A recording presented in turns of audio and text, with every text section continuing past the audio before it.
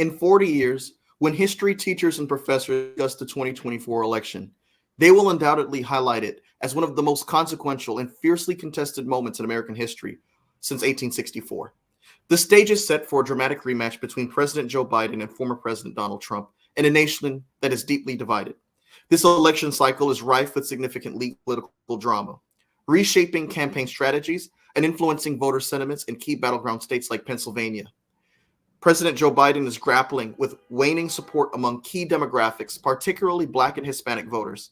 Despite his frequent visits and substantial campaign investments in Pennsylvania, recent polls show him trailing Trump, underscoring a decline in his support base since his narrow 2020 victory. Biden's campaign is tirelessly working to reconnect with these voters, emphasizing his administration's accomplishments and efforts to tackle economic challenges such as inflation and the high cost of living. In New York, Democrats are sounding the alarm. Figures like Manhattan Borough President Mark Levine recalled the narrow escape in the 2022 gubernatorial race when Trump-aligned Republican Lee Zeldin nearly unseated Democratic incumbent Kathy Hochul. Levine warns of a potential repeat scenario in the upcoming election, stressing the urgency for early and aggressive campaigning to prevent last-minute scrambles. The Democratic camp is also dealing with internal divisions over international issues like the Israel-Hamas conflict, adding to the sense of disarray. Representatives like Richie Torres emphasize the need to focus on domestic economic issues, particularly inflation, as a central strategy for Biden to win over undecided voters and maintain his coalition. On the other hand, Trump's campaign, despite his legal troubles, is gaining momentum. In a historic and unprecedented event yesterday, Donald Trump was found guilty on all 34 counts of falsifying business records by a New York jury. This conviction, related to a scheme to cover up a sex scandal during his 2016 campaign, marks a significant moment in American history. The felony conviction could lead to a sentence of up to 4 years, potentially, though Trump is expected to appeal the verdict, potentially delaying its resolution. Despite the conviction, Trump's base remains steadfast. His campaign aims to leverage his legal battle to rally support by portraying him as a victim of a politically motivated justice system. Trump's focus on blue states like California and New York, where he criticizes local Democratic leadership and policies, is part of a broader strategy to mobilize his supporters and sway undecided voters. I'm so glad to be joined with this backdrop of political uncertainty. I'm so glad to be joined with the unique perspective of Joshua Tanzer, a longtime newspaper journalist who left his role as a headline writer for the New York Post to assist Democrats electorally. He's also the creator and publisher of the Key newsletter, a crucial resource for political insiders. Mr. Tanzer, thank you for being a part of the Political Mic today.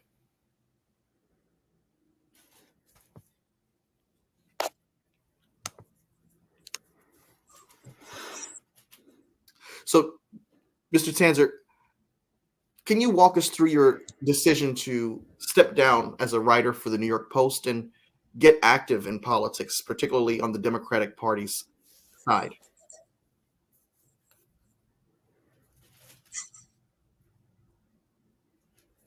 Can you hear me?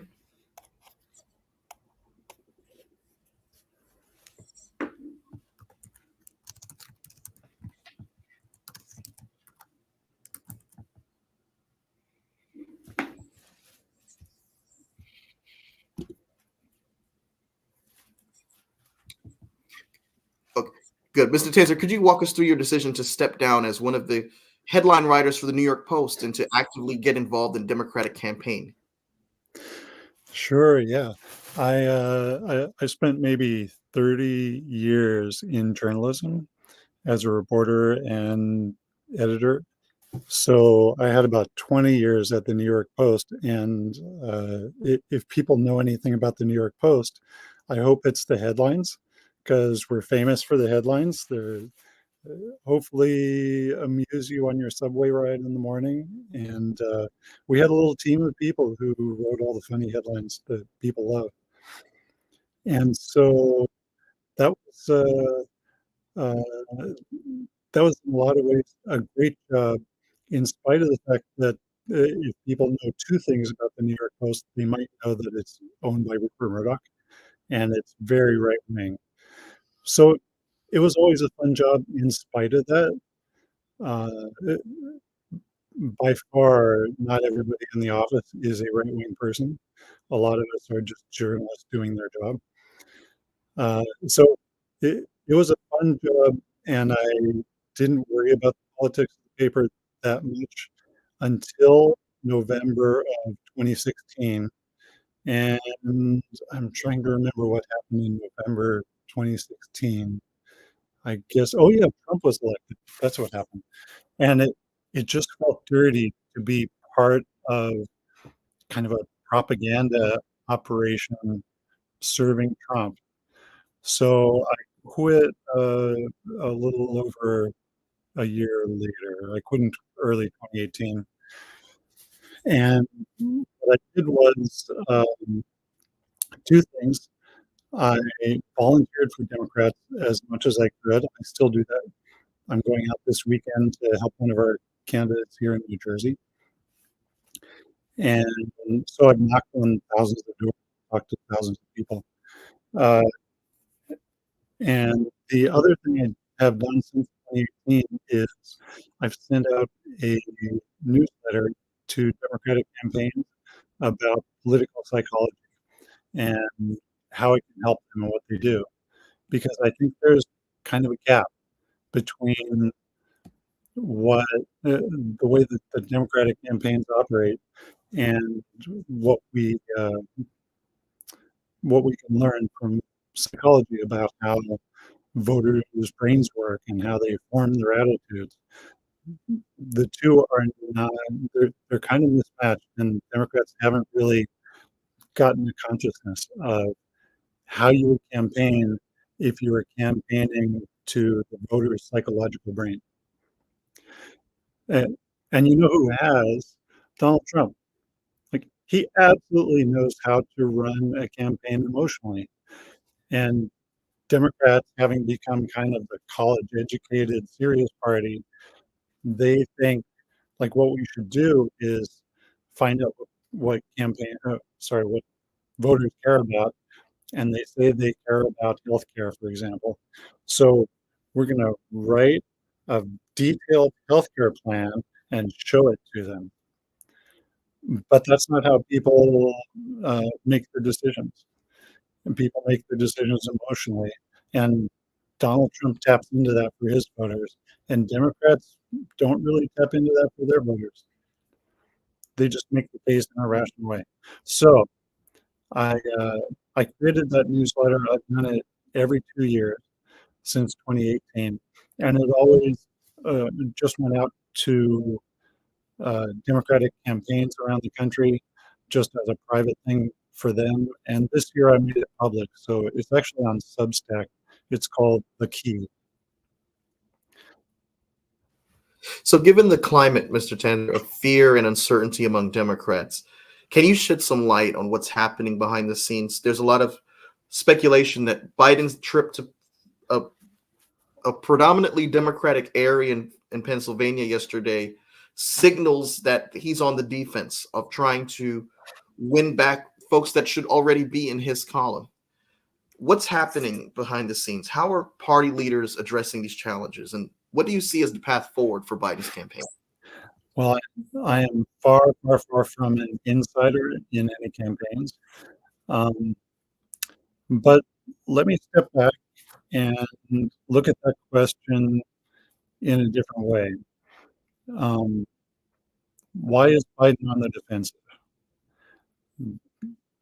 I think one of the things Democrats have failed to do is create a narrative around Biden. Uh, what is his image? His image is just he is old. We can all see it, right? Um, and they have not spent 4 years telling the story. And the story could be Donald Trump wrecked our country. If you remember where you were in 2020, you were inside your house hiding, and Joe Biden came in and saved us from that. They could have been telling that story for the last 4 years, but they haven't. Like, where did that go? I don't know. I think Biden's own people don't have confidence in him, and so they kept him wrapped up, and so we don't have 4 years of telling the story of Biden saved us. Um, the since they kept Biden out of view, uh, they never created they never created a story about him, so they left a vacuum, right? And in that vacuum, everybody just used their eyes and said, you know, "I know one thing about Biden. He's really old. He's kinda slow. He may stumble on words a little bit." And that's why is that our image of him? Because that's all we know about him. They didn't spend 4 years building a different image and building a narrative in which Democrats saved us. Trump messed up the country, and Democrats saved us from that. Um, and as a result, people are kind of undecided now. I don't know. Trump, I guess, were those years good? Kinda. And the Biden years, were they good? Uh, Maybe you think they were or not, but maybe you're just grumpy. A lot of people are just grumpy. That's one of the keys to politics. Like, people just feel grumpy and they want to express that they're grumpy.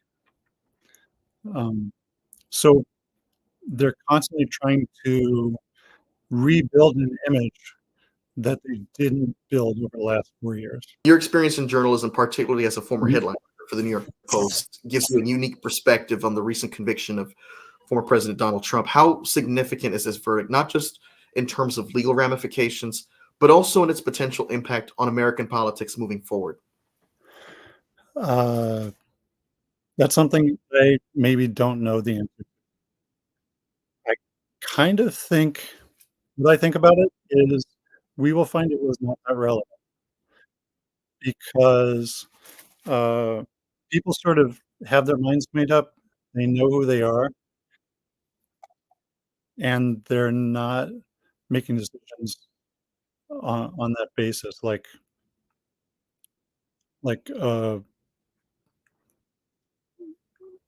either they're high information and they know exactly what they think, and this is not gonna change anybody's mind, or they're low information, and this is just one of those things that passes through. I My best guess is that this is not that relevant. It's because of the way people process information. Um, and to your point, 67%, according to the PBS News poll, 67% said that his conviction would not change the way that they would vote, that they are not deterred in any way by the ongoing legal saga that Donald Trump is facing.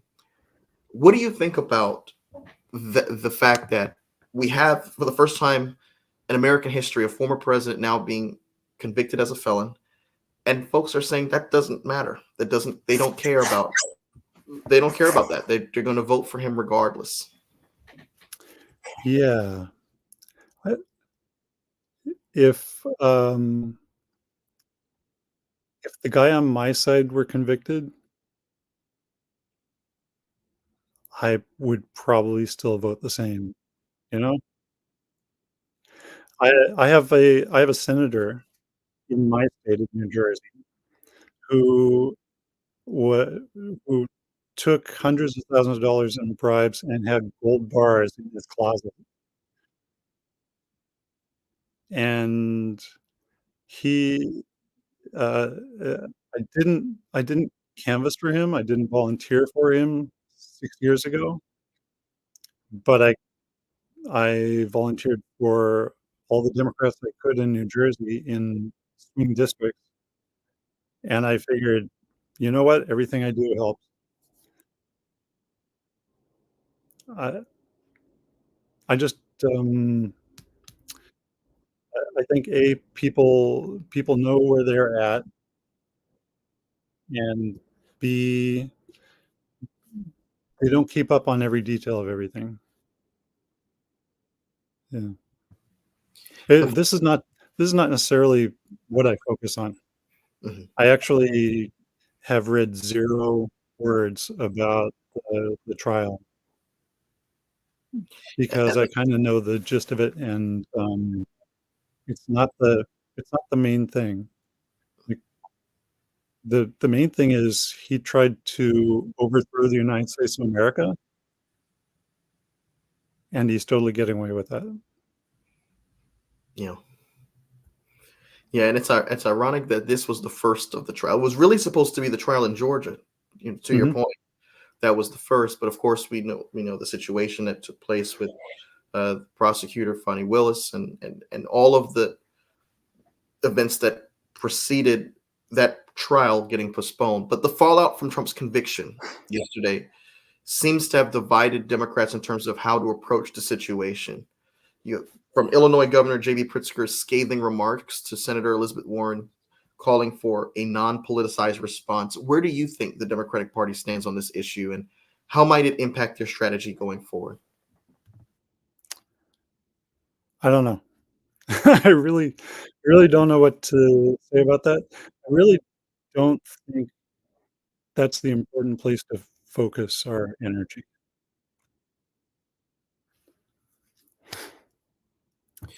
Do you agree with folks who say that Biden should not pounce on the opportunity to draw a contrast with himself and his opponent, being that he's the only person in American history who's running against the presidential opponent who is now a convicted felon? Or do you believe that, in alignment with folks like Michael Steele, who used to be the RNC chair, how can you not mention the fact that you're running against a felon? How can you not draw a contrast? You have someone who was found guilty on all 34 charges of falsifying documents, and you're not going to talk about that? Like, wake up. Like, where do you agree on with him, or do you agree with those who say just avoid it and be above the fray? Sure. I I definitely think you would talk about it, but much more important for Biden is to have his own image because nobody's gonna stop thinking Biden is just too old. If you think about it, Biden had one boost, right? And that was at the time of the State of the Union. He came out strong. He handled it in a smart way. Uh, he he flipped the Republicans some, I won't say it. He, like, he gave them some trouble. He gave them some grief during the State of the Union address. He just looked strong, right? He needs to be that. It doesn't matter, and he can go out there and say, "I'm the one who didn't do any crimes." That would be great, but he has to show who he is, and you see that bump that he had from the State of the Union, which was February, um, that's kinda gone. People are back to, like, "We never see that guy, all we know is he's old." Right? He needs to be doing something else, like, he needs to be with people. I'll tell you his strength. His strength He has 2 strengths. One is he's seen as a regular guy, right? And 2 is he's had a lot of hardships to deal with in his life, and he understands people who have had some suffering. And they should have him out there every day. It doesn't matter what speech he makes, he should be out there having ice cream with people every day and putting his arm around them in a not too creepy way, in a reasonable, friendly, grandfatherly way, and showing that he's a real person. Like, that that's much more important than anything he can be saying in a speech. I I should say from what I see in social media, uh, his social media team does a really good job, and Yeah. they throw some shade, they put things in an interesting way that gets your attention. They're doing a really good job, they should do more of that. Yeah. Yeah, I've always said I think the difference between Biden and Obama is Obama tried too hard to play traditional rules in what At the time it was the Tea Party movement, but that was the movement that gave rise to what we're experiencing today with the MAGA movement. But he was still trying to, appear professorial and rise above the fray. And Biden is more willing to draw contrasts, to toot his own horn, to give himself credit when it's due. And I think that's necessary in this time. It's necessary to tout your accomplishments repeatedly, because we're in a time where people are giving a lot of grief and criticism to the Democratic Party for not being effective on messaging. Well, Biden is fighting against that. Biden, and it's important that we take notice of that. But should the Democratic Party be weary or cautious of the fact that this recent conviction could potentially have a political benefit to the Republican Party, being that many feel as if the deep state is attacking their guy, their candidate, and that the justice system is rigged in favor of Democrats and against Republicans? And should they be wary of even mentioning the recent historical event in their campaign speeches, or in interviews, in light of the fact that you have the Republican Party potentially receiving a bump from this? I don't know what they should do about it exactly. And again, I don't think it's the most important thing for them to look at.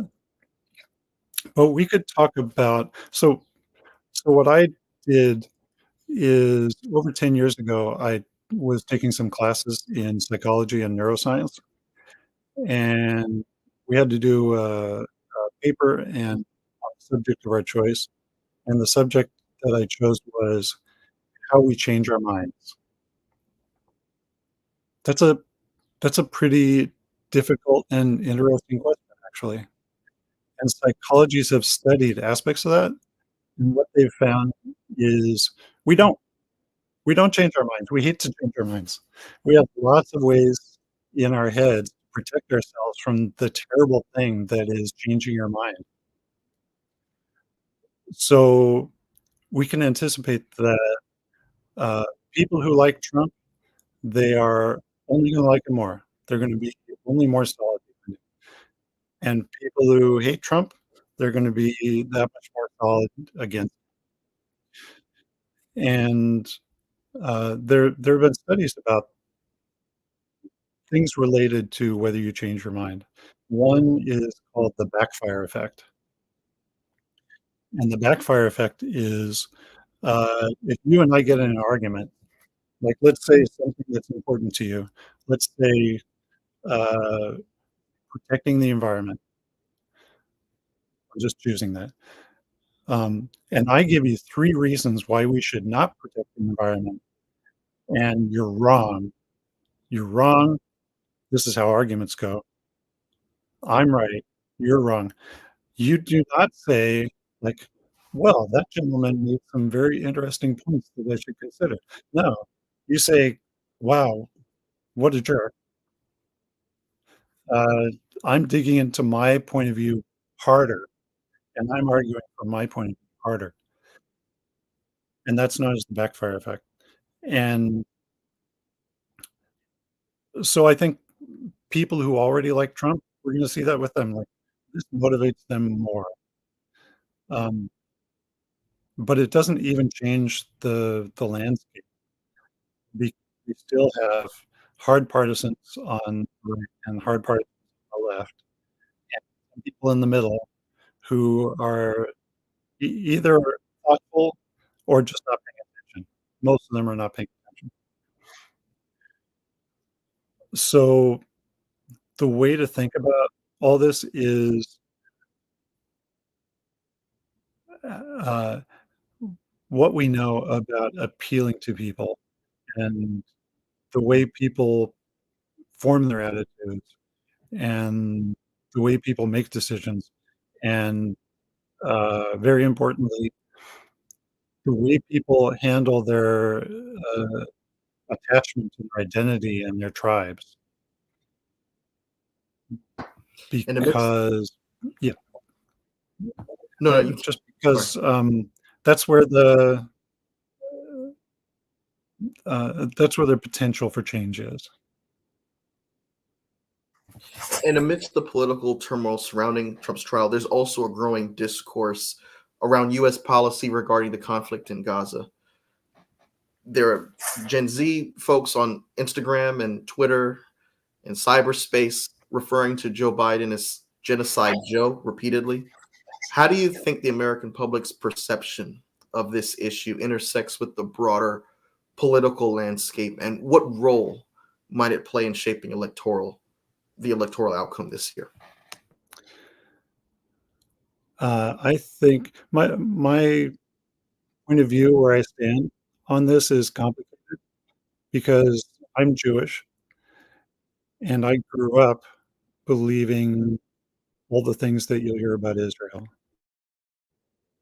And my mind started to change during the first Intifada in the late 80s. Um, and I've been very critical of Israel, how they do things, the fact that they displaced the existing population to create their country. Um, and I've made people mad. The biggest point of that is I've made family, friends mad. I'm not trying to convince anybody of my point of view on that right now.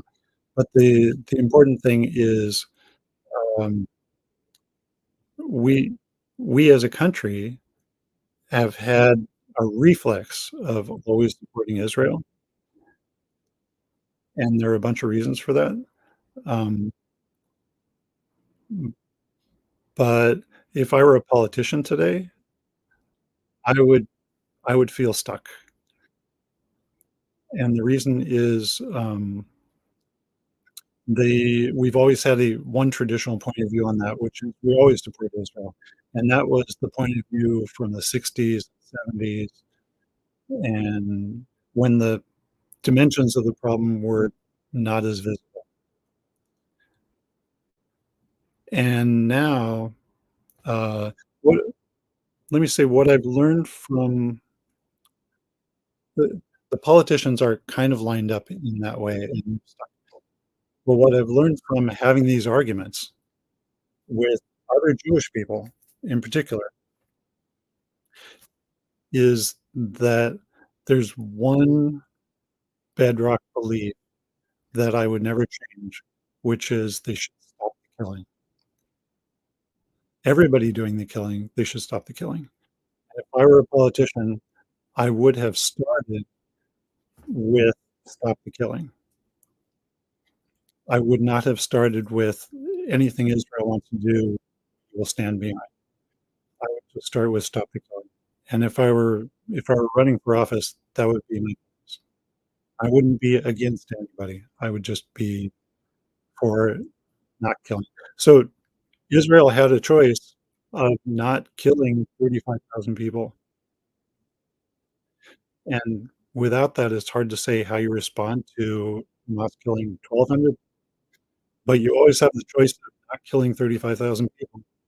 And we as Americans have lived through that ourselves. We choice of not responding to 9/11 by killing hundreds of thousands of people, which is both bad and works against you. Like you defeat your own purpose by doing that. Um, so the time to start is before it happens and start with the idea that you're not gonna.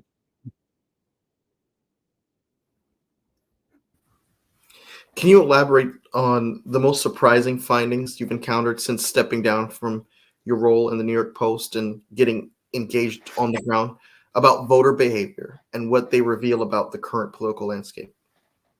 Yeah. I don't necessarily have surprising findings.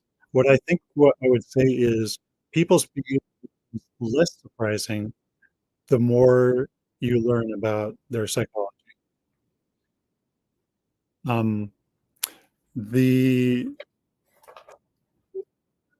some of the things that people should be aware of are the backfire effect that I was just telling you about, and the fact that, uh, if your beliefs are attacked, they've done fMRI studies, which fMRI is a kind of MRI where it shows what parts of your brain light up at certain times. And the parts, if your beliefs are attacked or your beliefs are under threat or you feel in danger from uh, being wrong about something, your brain reacts just the same as we would have reacted as cave people if we were being chased by a tiger. Like, oh my God, I'm not safe. Let me get to safety. Those are the patterns that are in our brain from caveman times, and they're still there, except instead of tigers, what we have is like people arguing with us.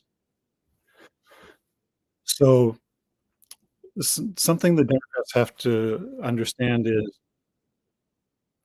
the way to campaign is in the voter's brain. It's uh, it's not in your office, and it's not in your statements. It's in the voter's brain. Like, did you get in there and make somebody like, for example, a Republican who wanted to leave when Trump came in? There are plenty of those people. Did you campaign inside their minds? And I'm gonna say generally no. There's this group, Republican Voters Against Trump, and what they've done is basically, people from all over the country post videos of themselves saying, like, "This thing was the last straw for me. I couldn't support Trump anymore." These are people who voted Republican all their lives. Like, those could be messengers. That can be the message. And if you wanna recruit disaffected Republicans, if that's whose votes you wanna get, you should be working on that. And given your experience in journalism and your transition to political activism, how do you view the role of media in shaping voter perception and influencing election outcomes? I think, there's a very interesting book called Post-Broadcast Democracy by a Princeton professor named Marcus Pryor, and it really explains everything that's happened in the media for 60, 70 years. Um, and what happened is I'll give you a little synopsis. Before TV, people would buy a newspaper. Sometimes they'd buy a morning newspaper and an afternoon paper, and they'd listen to the news on the radio. And if you were the kind of person who's very interested in the news, you could be very informed. And if you were not interested in the news, you could be very uninformed. So then TV came in. And from the 50s to, let's say, the 80s, what was your life like? You would go to work, you would come home, 6 o'clock, the news is on every channel because there are only 3 channels. And so there were more partially informed people. There are more people who were informed enough because they got a half hour of news every day on TV, even if they weren't readers, even if they weren't talking about it. They were getting a certain amount of, Walter Cronkite or David Brinkley, uh, on TV every night, and they're local news, so maybe an hour every night, and that was the high point of a lot of people being informed. And then other things came in like cable TV, and then you had a choice of watching ESPN or, uh, A&E or something. You had lots of choices that weren't news, right? You didn't have to have the news on once a day every day. So less informed people had an arc where they were more informed for 30 years or something, and then less informed. And what do we have now? We have the extremes of both things. Like, if you want, the internet has brought everything to us. If if you, deep inside, are a person who wants to be informed, you can be more informed than ever in the history of humanity. if you don't care about being informed, you you have, video games, you have everything. You have Spotify, you can just listen to music. You There are 1,000 things you can do instead of being informed. So I think, my newspaper industry is just in the pits, right? Because people have stopped reading the newspapers. Only, like, a remnant of people and very committed people are still reading the newspaper, including me. Because the newspaper on paper. Anybody who's listening to this, get your newspaper on paper and read it every day. You'll be amazed how much better informed you are than by being on Twitter, let's say. Um, so, uh, uh, so newspapers are just shrinking, and for that reason, I kind of have no regrets about myself leaving the news industry. TV news is shrinking, uh, and now what we have is kind of this free floating information that can be on social media or something like that. It can be biased, it can be fake, it can be real, but you know what it is? It's like every single person on Twitter, I'll say Twitter, although I'm off Twitter now. Every single person on Twitter is talking about the same thing, like the trial. Trump was convicted, Trump was convicted. And you have 1,000 friends all saying, "Whoa, Trump was convicted," and nobody talking about some other story that was in the newspaper. So so we live at a time of people being the least informed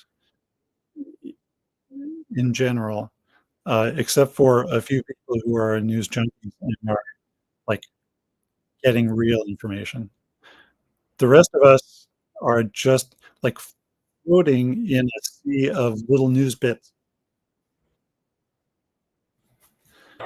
And so, what is your opinion about those who are calling for reforms that would hold certain entities like Facebook accountable for hosting some of the disinformation we were just talking about that inspires folks to take actions into their own hands and to do drastic things like visiting the home of former or Speaker Emeritus Nancy Pelosi and injuring her husband, or being a part of the January 6th riots that we saw in 2021.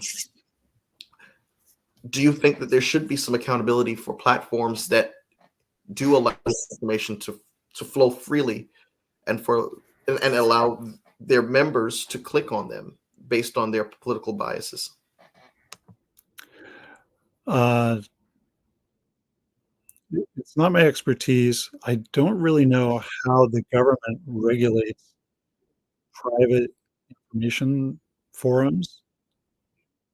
Maybe some other people can figure that out. I don't know how they can ban TikTok, and, it just seems like beyond the reach of the government. You can only kind of prosecute the aftermath, and there's absolutely a problem of, uh, the algorithms polarizing people. Like, I have a friend, he was a good friend who saw one video of a guy showing how he made an engine that runs forever on just water, and everybody's covering up this water engine, which would run for free and be regardless of that thing, which I think is impossible. He he got taken farther and farther down rabbit holes to where all he talks about in his entire life now, if you talk to him, is conspiracy theories. Like, one little conspiracy theory of marginal consequence became a whole worldview that sucked him in. I think it's terrible, but I don't know what to do about that except, like, rely on the social media networks to fix their algorithms so that doesn't happen, which they've kind of done. I also think none of us signed up to live in a world where all of our communication and interaction is controlled by a few dudes. I don't think that's very good, but I don't know what to do about it. I do know this. The there's a book there's another book, called Politics is for Power by Eitan Hersh, and if I can summarize that, his biggest point is there are there are 2 kinds of people who are interested in politics, and one is political hobbyists, and one is political activists. And liberals have an affinity for being political hobbyists, and I'll explain what he means by that.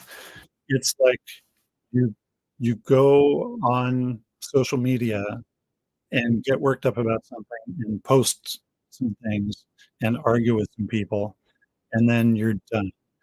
And the reason he thinks liberals are susceptible to that is that we think that communication is important and uh, sharing facts and sharing opinions, and it's like an extension of if you're the kind of person who went to college and had to write papers and you became convinced that your opinions are important, uh, you are also maybe the kind of person who goes on Facebook and Twitter and and just tries to tell people things, and then you're very satisfied.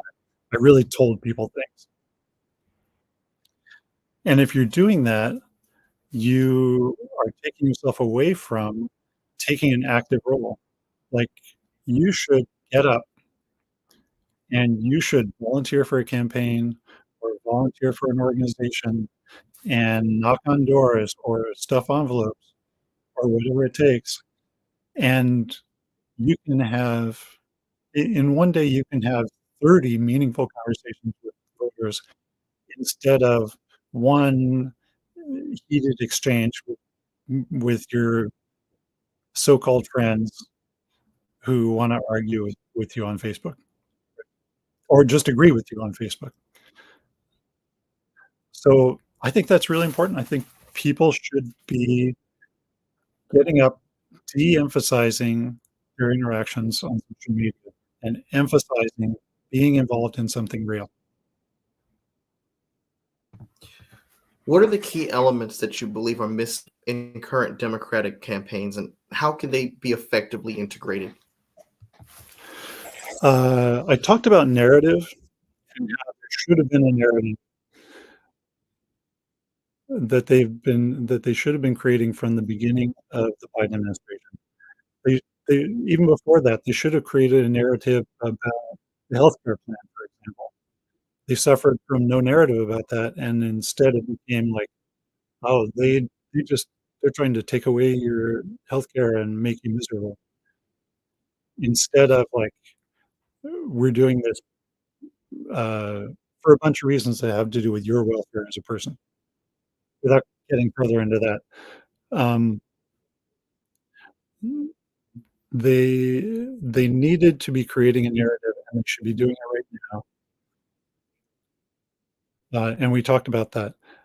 Um, you should, if you're running a campaign, not you, you campaign runner should should view yourself as having only one job. Your one job is building a bond with people. It's not the raising money, it's not the passing legislation, it's building a bond with the people back home. That's it. And they should, I'll give you an example.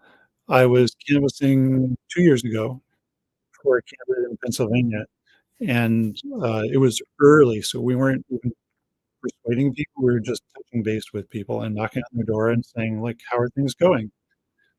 Um, and 2 people in that one day told me, "Oh, yeah, that our representative showed up at a business roundtable,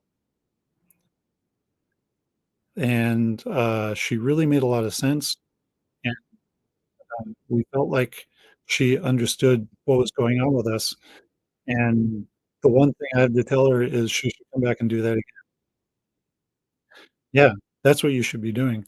What they actually do is they spend hours every day calling for money, which is awful. It takes them away from everything they should be doing.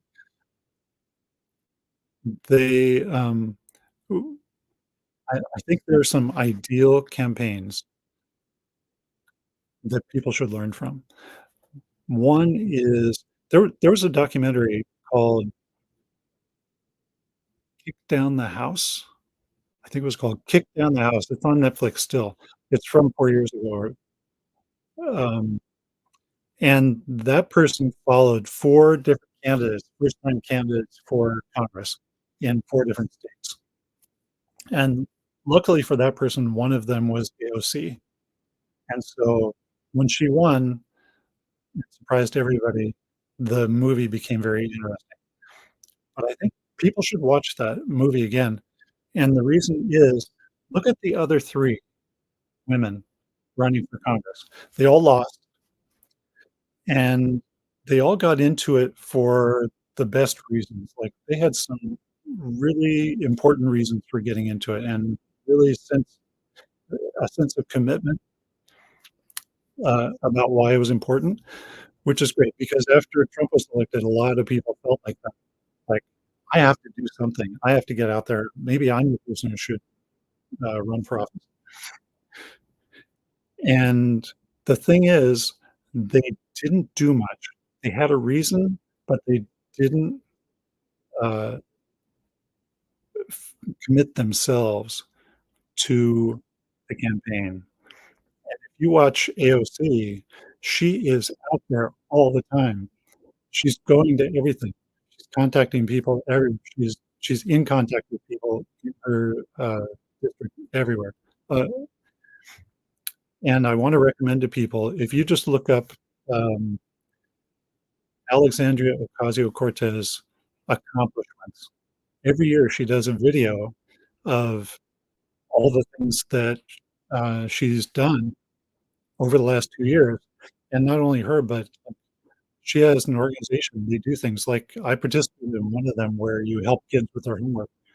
Some of the things that they do are they got backpacks to kids, um, and some of the things are legislation, but it's amazing to see the broad, approach that she has to helping her district in every way, being involved in her district in every way.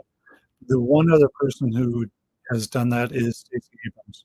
Like, she has her side organization that's not her campaign, and that organization serves people in Georgia, just like AOC's organization serves people in New York. And, um, Democrats need to, like, uh, uh, I would say when I talk about how people form their, attitudes and opinions, it comes out of their identity.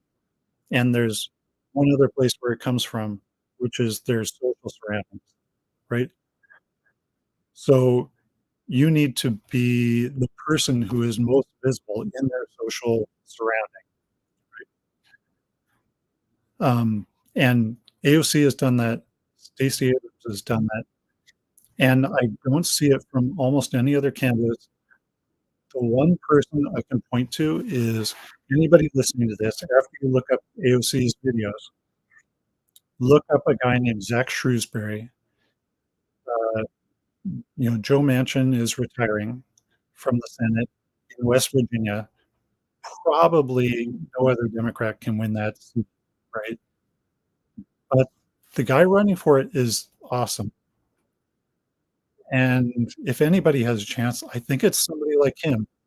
He's more working class, he's more involved. He might remind you of John Fetterman a little bit. He's he's involved everywhere. Look up Zach Shrewsbury, look up the articles about him and how he goes all over the state and he gets right involved in everything that's happening, and that's the way to do it. Like the phone calls for money, legislation, the speeches, that's that's such a limited thing to be doing when you could be, uh, doing that kind of approach, like, being out there. I should also say I did a report on an election in North Carolina a few years ago, and, uh, the Republican won, and what I came to realize was one of really the biggest reason why he won was he had an ally who was actually a state senator, and people around the area told me, "Look at that guy. That guy is a star. That guy's a rock star." And he had been one thing everybody could tell me about him is when they had a hurricane, 2 hurricanes, they had 2 hurricanes hit the area, and he was out there in his pickup truck, like, picking up people and, saving people, and they remembered that. Of course you're gonna remember that. So, it's really the same thing, like, you be out there, you be involved in the community, not just stating your policy positions to the community, but be out there in a way that's really visible, in a way that's maybe unexpected.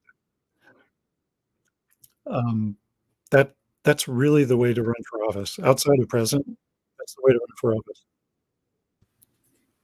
A Georgetown Institute of Public Policy and I'm sorry, the Georgetown Institute of Politics and Public Service poll that was conducted this past March showed that 81% of voters believe that democracy is threatened. And then there's also recent news that that Supreme Court Justice Samuel Alito had an upside down flag in his in his by his home, which was a symbol of solidarity with those who were uh, protesting about the results of the 2020 election, and not just protesting, but actually took matters into their own hands by having an insurrection. Alito, of course, went on to say that he was not going to recuse himself from any January 6th related cases or 2020 election cases. And then you have the Chief Justice, John Roberts, backing him up by saying that he rejects calls for Alito's recusal in January 6th cases after the flag incident. What is your opinion about how folks see our institutions? Institutions that are supposed to be apolitical, like the Supreme Court, and institutions that are supposed to endure forever, like our democracy, in light of events like these? It it's a really big question. Let me answer it this way. First of all, before answering it that way, people have already forgotten the bribes that Alito and Thomas took. He took bribes from billionaires. Like, how can you be a judge? My dad was a judge, actually. He would never take anything from anybody. But that's an aside.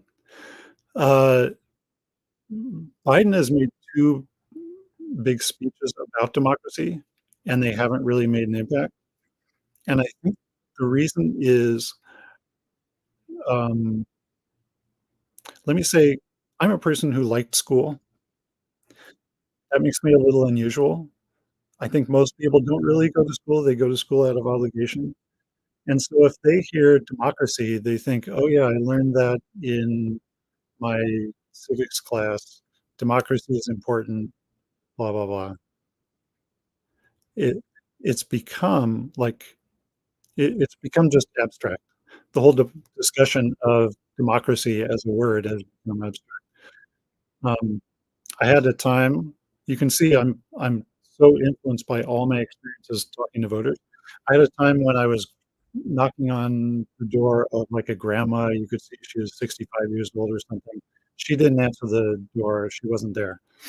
On the way out, I ran into probably her grandson in a car with some friends, and I said, "Oh, this is why I was here." Like, "Why were you here?" "This is why I was here. We're campaigning for this candidate." And that person who was probably 18-ish said, "Oh, what does that candidate stand for?" And I couldn't think. I thought, "Well, he's for protecting Social Security." I thought, "Wow." Afterwards, I thought, "I got that one wrong." Like, this kid's not thinking about Social Security. Is that kid thinking about democracy? No. But what if what we said is if if this election goes the wrong way, you will never have a choice for the next 30 years, which is what I believe. I believe the system will be so rigged, it already is partially rigged, and it will be so rigged that you will never have a choice for the next 30 years. It's not just like the idea of democracy, it's like they are deciding that you will grow up under one party rule for the next 30 years, and you won't be able to change it unless you do it right now. And I think that's how they need to be talking. The I always think it's funny that right now they're saying democracy is in peril because it's been a decades-long project to destroy aspects of democracy so that Republicans can win majority of power with a minority of votes. And there's so many ways that's been happening. And every time we say, "Oh, well," like, they did some gerrymandering and the NAACP put out a statement about that saying that's bad. Yeah, all these things accumulated to the point that that's where our democracy has gone, but it was 1,000 cuts, right? And each one was the the area of concern of one group, but not every group. So, if not for all that, uh, I got away I had, traffic on one side of my apartment and birds on the other side, so I went right to the middle. So the sirens would be minimized, but there you go. Um, I interrupted myself, but, uh Uh, one thing that let me see.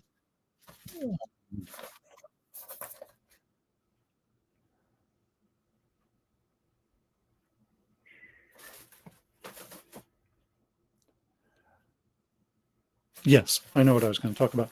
Um, uh, one essential problem that we have that's different on the left and the right is there's a great book called, uh, Uncivil Uncivil Disagreement oh, darn it. Uncivil Disagreement, I think. Uncivil Agreement, sorry, by Liliana Mason. She's a political scientist at University of Maryland, I think, and it's a really good book. It's short. People I keep giving you recommendations. People should go out and read that book. And one of the key ideas in there is that we have different kinds of identities, right? Uh, we have we think of identity politics as, oh, well, some group is trying to do something to us. And it remains each of those things remains just the interest of that group. Let's say gay rights, that's the interest of one group and not another group. So the great thing about being a Republican, being Donald Trump, being the the Tea Party, the Freedom Caucus, all those people, those are all the same people. Their identities if I tell you, uh, I know a guy who lives in Texas, drives a pickup, has guns, loves the Cowboys, and, uh, and goes to church every Sunday morning. I've pretty much identified that person for you.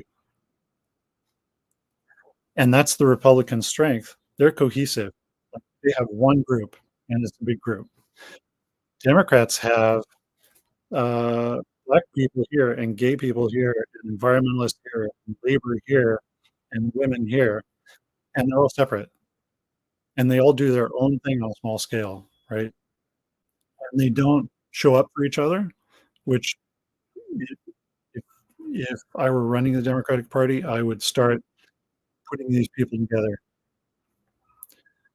Why don't these people just show up for each other? Make a deal. Show up for each other. But the weakness of the Democratic side is they're split into all these different identities, and And so if you're trying to win an election, you need to be somehow accessing all of these groups, holding them together. Now, let's say the Jews, very democratic group, and young activists, another very democratic group, are at odds. You have a hard time holding all these different kinds of people together. But that should be one of the priorities, like overcome this division inside Democrats. Mr. Tanzer, it's been a privilege and honor to have you on the show. I thoroughly enjoyed speaking with you. Very informative and very enlightening discussion. Me too. Thank you so much for being a part of the show. With that being said, that's going to conclude this episode of the Political Mike podcast. Thank you all for tuning in.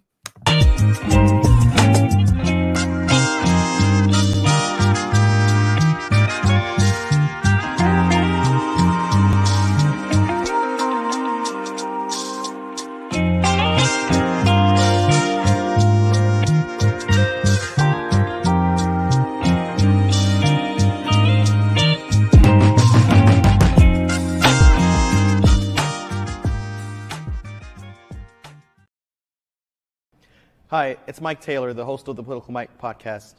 If you like what you heard tonight, I want to invite you to subscribe to our YouTube channel.